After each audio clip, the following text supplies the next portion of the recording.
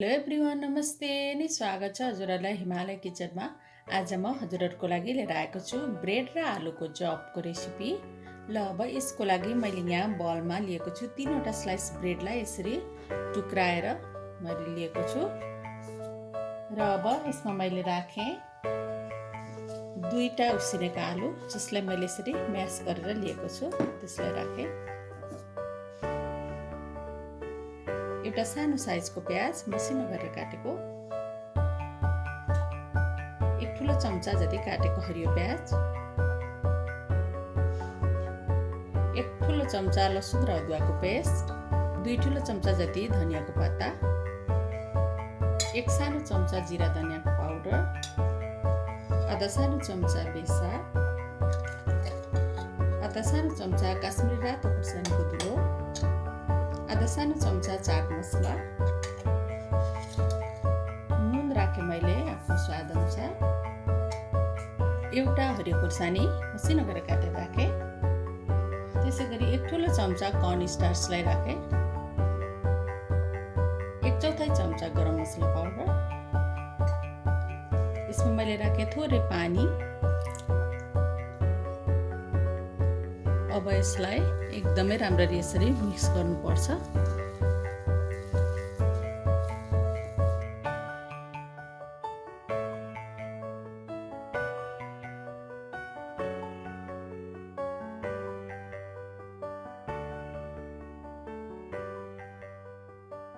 अब यसरी मिक्स गरेपछि 5 मिनेटको लागि यसलाई छोपेर राख्दैछु म।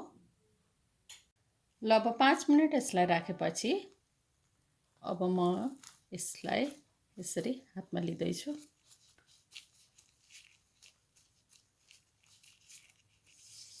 यसो गरेर अब अर्को हातमा राखेर यसलाई बिस्तारै यसरी थिच्ने।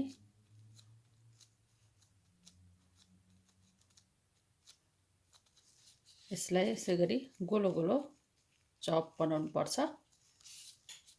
धेरै बाक्लो पनि बनाउनु हुँदैन र धेरै पातलो पनि बनाउनु हुँदैन।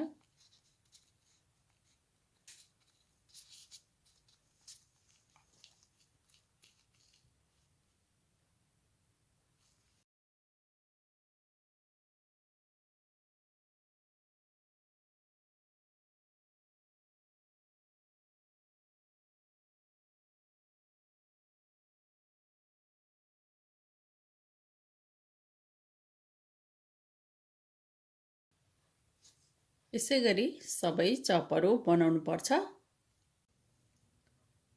ल अब यसलाई तार्नको लागि मैले यहाँ तेल तताउन राखिसकेको छु र तेल राम्ररी तातिसकेको छ। अब मैले यसमा राखेँ अघि बनाएको चपलाई।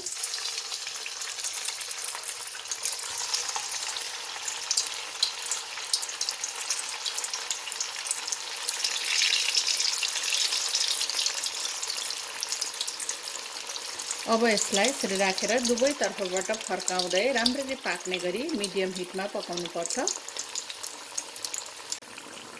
ल दुवैतर्फ फर्काउँदै यसलाई पकाएपछि हाम्रो ब्रेड आलु चप यो पाकेर रेडी भएको छ।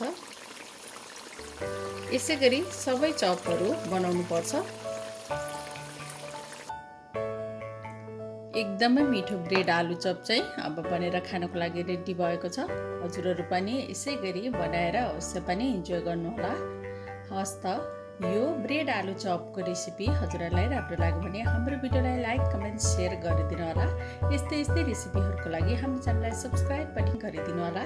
सब्सक्राइब गरिसकेपछि नजिकै रहेको नोटिफिकेसन बेललाई पनि अवश्य पनि क्लिक गरिदिनु होला। फेरि पनि यस्तै मिठो परिकारको रेसिपी लिएर आउने नै छु। हाम्रो भिडियो हेरिदिनु भएकोमा हजुरहरूलाई धेरै धेरै धन्यवाद।